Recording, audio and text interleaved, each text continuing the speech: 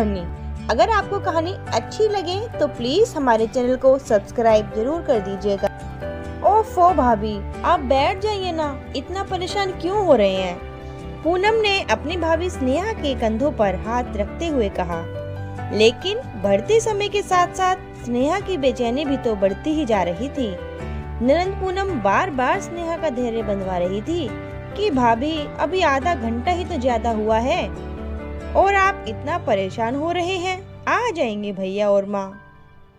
पूनम, सच सच बताओ, क्या तुम्हें चिंता नहीं हो रही? स्नेहा ने पूनम के हाथ को पकड़ते हुए कहा। पूनम के पास इस सवाल का कोई जवाब नहीं था, बस नजरें नीची और आंखों में दो आंसू। यही था शायद पूनम का जवाब। लेकिन पूनम के अंदर की उथल पुथल कौन समझ सकता था और कौन उसे रोक सकता था? आज जो कुछ हो रहा था उन सब की जिम्मेदार पूनम ही तो थी।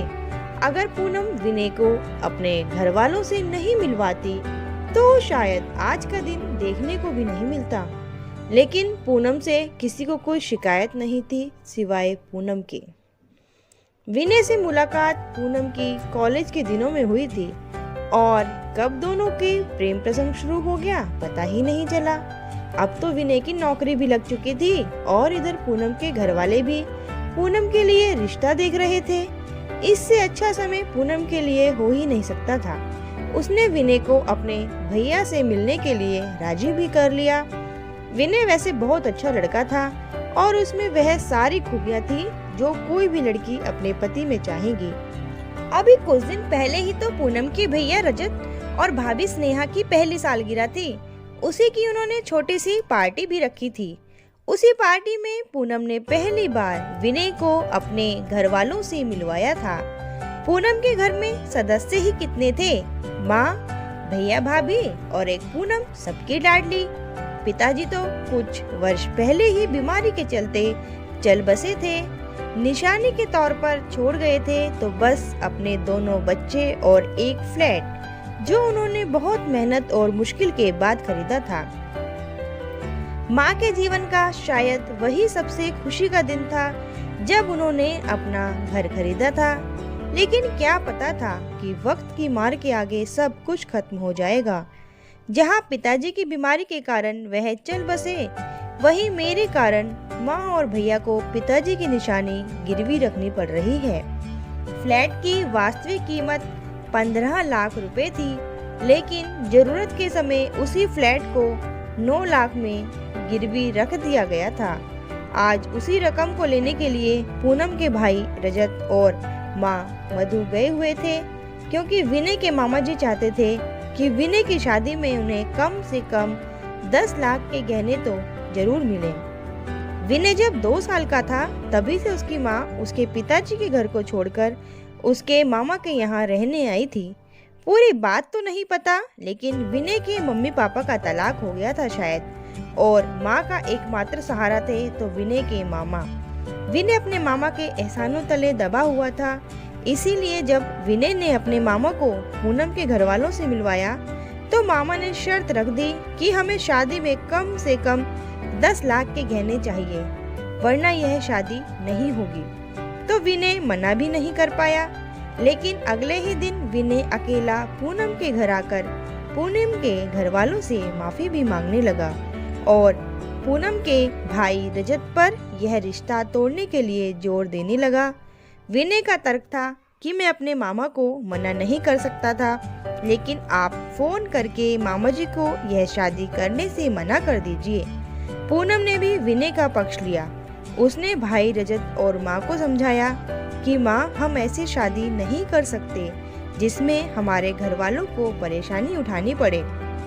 लेकिन रजत ने भी उसी दिन कसम खाई थी कि मैं अपनी बहन की शादी उसी लड़के से उसके घर में करवाऊंगा जिसे वह चाहती है। कितना कुछ बदल गया था पिछले कुछ दिनों में।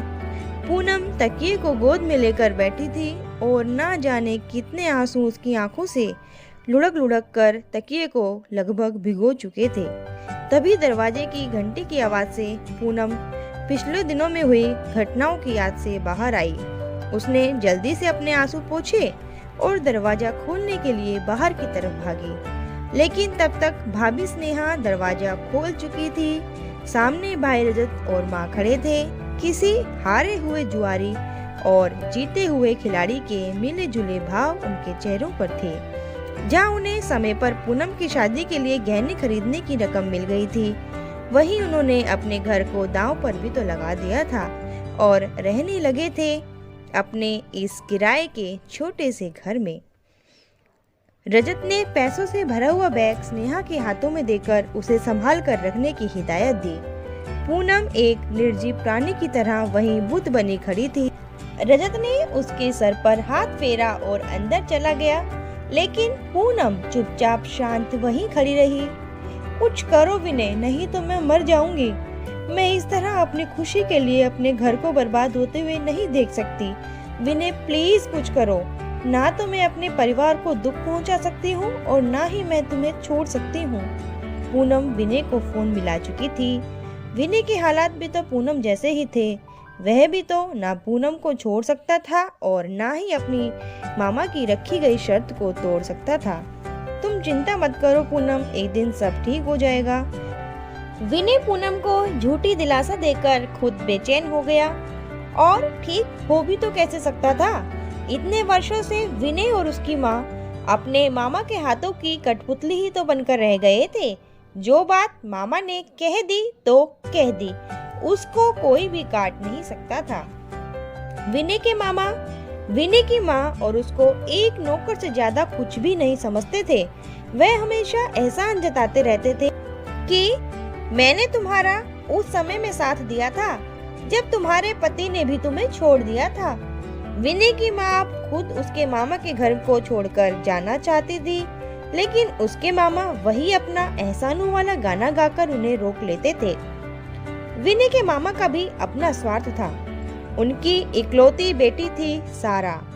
विनय के मामा चाहते थे कि विनय की शादी में मिले गहने वह अपनी बेटी सारा की शादी में उसे दे दे और विनय उनके घर में उनके बुढ़ापे का सहारा बनकर रहे। और विनय की मामी उसको भी तो फ्री में काम वाली मिल रही थी और बुढ़ापे में सेवा करने के लिए विनय जैसा बेटा।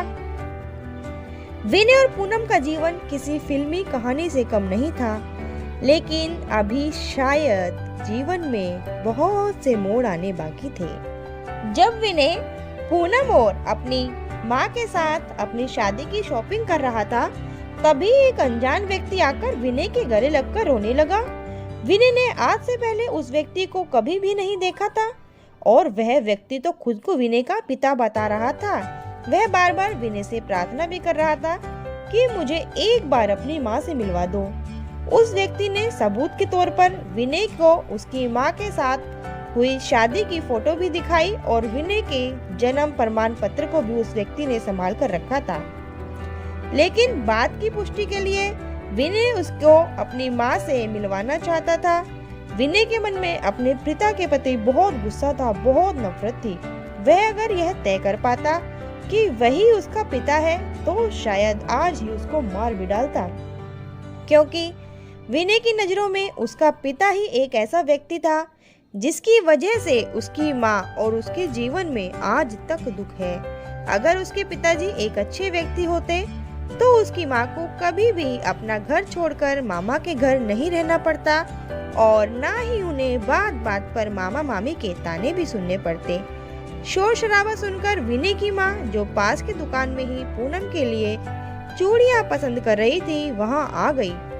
इतने वर्षों बाद विनय के पिता को देखकर वह हैरान रह गई और उनके हाथों से चूड़ियों से भरा थैला छूट गया। चूड़ियाँ छन छन करके फर्श पर बिखरती चली गई। विनय की माँ की प्रतिक्रिया को देखकर पूनम समझ गई कि यही विनय के पिता हैं। इसीलिए पूनम ने माहौल को शांत करने के लिए भीड़ को वहां से हटाया और सबको लेकर बाहर पार्क की तरफ आ गई। अब शुरू हुआ बातों का सिलसिला, सवालों का जवाबों का सिलसिला, लगाए गए इल्जाम और उनके लिए दी गई सफाई का सिलसिला। इन सभी बातों में बहुत सारी बातें तो ऐसी थी जो आज तक हुई भी नहीं थी। केवल उनकी कल्पना मात्र से ही विनय के माता पिता का रिश्ता टूट चुका था। इतने वर्षों बाद पता चला कि विनय के मामा मामी ने बहुत ही चालाकी से और सोचा समझा जाल बिछाकर विनय के माता पिता को फंसाया था।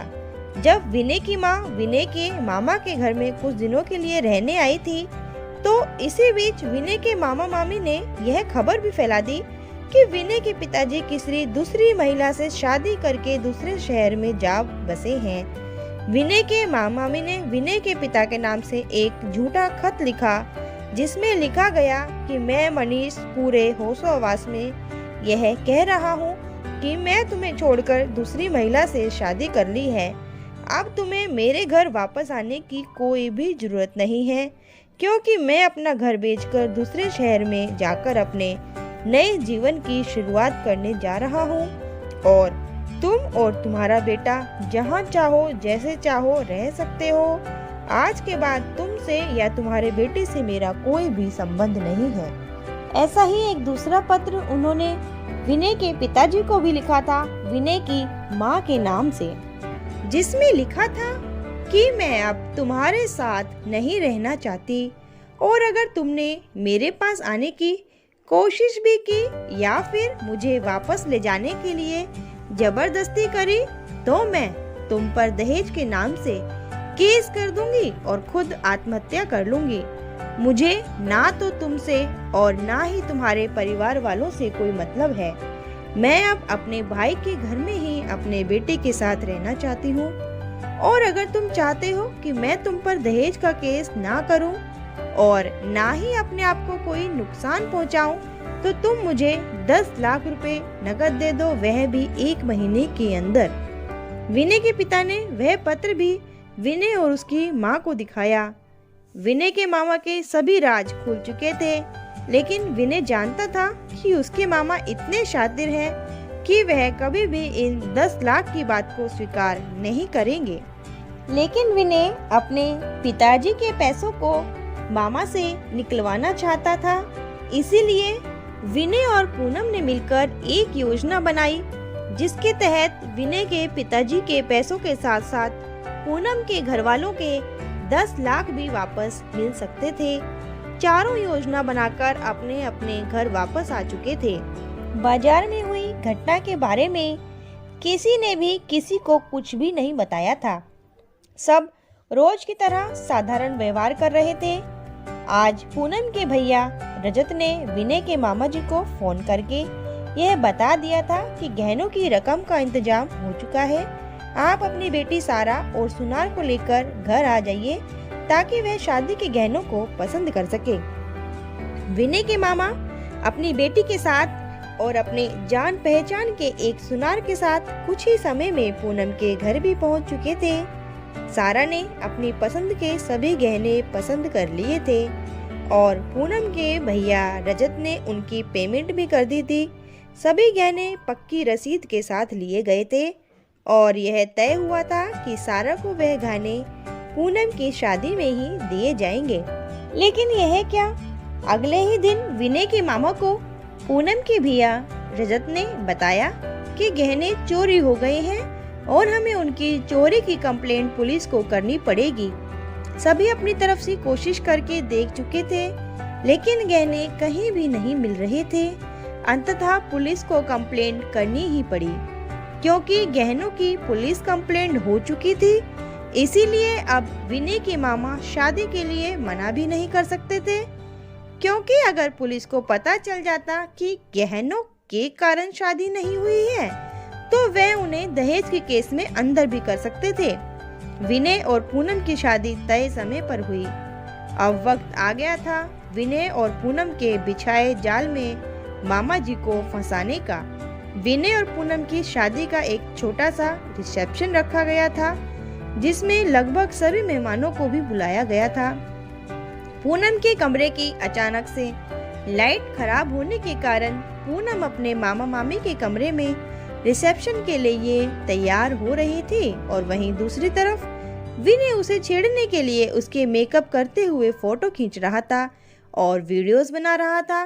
तभी मामा ने आकर मामी से कहा कि मुझे वह 5,000 दो जरा, जो मैंने तुम्हें सुबह दिए थे। विनय और पूनम तो बस इसी पल के इंतजार में थे। विनय ने अपना फोन संभाला और चुपके से मामी की रिकॉर्डिंग करने लगा। मामी ने जैसे ही 5,000 रुपए निकालने के लिए अलमारी खोली, वैसे ही पूनम के घर से चोरी हुए गहनों की पोटली अलमारी से नीचे गिर गई और गहने फर्श पर बिखर गए। पूनम और विनय के सामने गहनों को देखकर मामा मामी बिल्कुल हक्के बक्के रह गए, क्योंकि गहनों की चोरी का इल्जाम अब उन पर आ गया था। विनय के मामा मामी ने विनय और पूनम को बहुत सफाई दी कि वह नहीं जानते ये यहाँ कहाँ से आए और कब आए। हमने इन गहनों को नहीं चुराया और तुम तो हमारे बच्चे हो ना, हम पर विश्वास करो। लेकिन विनय तो गहनों की रिकॉर्डिंग कर चुका था। पूनम चिल्लाकर सभी रिश्तेदारों को अंदर बुलाना चाहती थी, लेकिन मामी ने उसके मुंह पर हाथ रख दिया और पूनम से विनती करने लगी कि उन्होंने यह चोरी नहीं की है, उन्हें इस इल्जाम में ना फंसाएं। लेकिन मामा जी, आप पर विश्वास करेगा कौन? हमारे पास तो आपकी रिकॉर्डिंग भी है और गहने भी। विनय के मामा मामी फंस चुके थे। उनके ऊपर उस चोरी का इल्जाम आ गया था जो उन्होंने कभी की ही नहीं थी। ठीक उसी तरह जैसे विनय के माता पिता उन गलतियों की सजा भुगत रहे थे जो उन्होंने कभी की ही नहीं थी। अपनी इज्जत सबको प्यारी होती है। विनय के मामा ने विनय के पैर पकड़ लिए और विनय को हर प्रकार से समझाने की कोशिश करने लगे कि वह इस वीडियो को डिलीट कर दे, लेकिन विनय ने उनकी एक ना सुनी। तब तक कमरे में विनय की माँ, ममेरी बहन सारा और विनय के पिताजी भी आ चुके थे। अलमारी से गिरे गहनों को देखकर मामा मामी की बेटी सारा हैरान रह गई। पापा, मैं यह तो जानती थी कि आप लालची हो, मगर यह लालच आपको एक दिन चोर बना देगा मैं नहीं जानती थी। मैं आपको कभी भी माफ नहीं करूंगी, कहती हुई सारा रोते रोते कमरे से बाहर चली गई। लेकिन बेटी सारा, मैंने चोरी नहीं की, मुझ पर विश्वास करो। मगर तब तक तो सारा बाहर जा चुकी थी। क्यों, क्या हुआ साले साहब? बेटी आप पर विश्वास नहीं कर रही? अरे अरे, जैसा बोओगे वैसा काटोगे। अजी हाँ, जैसी करनी वैसी भरनी। एक समय था जब तुमने मेरे और अपनी बहन के बीच में झूठी कहानी गढ़कर दरार ला दी थी, और आज वही समय तुम्हें ब्याज के साथ वापस भी मिल रहा है। तुम चाहे कितनी भी सफाई दो, मगर तुम्हारी बेटी कभी भी अब तुम पर विश्वास नहीं कर पाएगी, और यही है तुम्हारे कर्मों की सजा।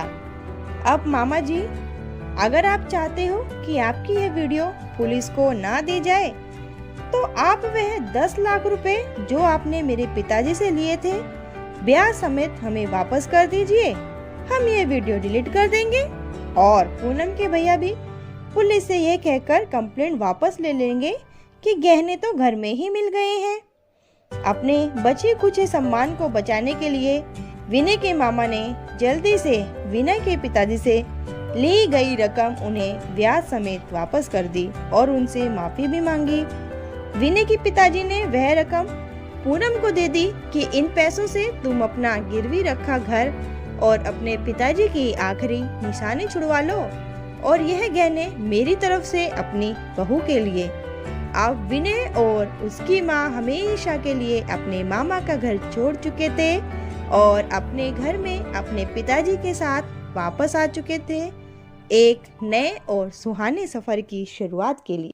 दोस्तों, कहानी कैसी लगी हमें कमेंट बॉक्स में जरूर बताइएगा, और हमारे चैनल को सब्सक्राइब करने के साथ साथ बेल आइकन को प्रेस कर दीजिएगा ताकि अगली कहानी का नोटिफिकेशन आपको सबसे पहले मिल सके। और जाते जाते चैनल को क्या करना है, लाइक करना है, शेयर करना है और सब्सक्राइब तो करना ही है।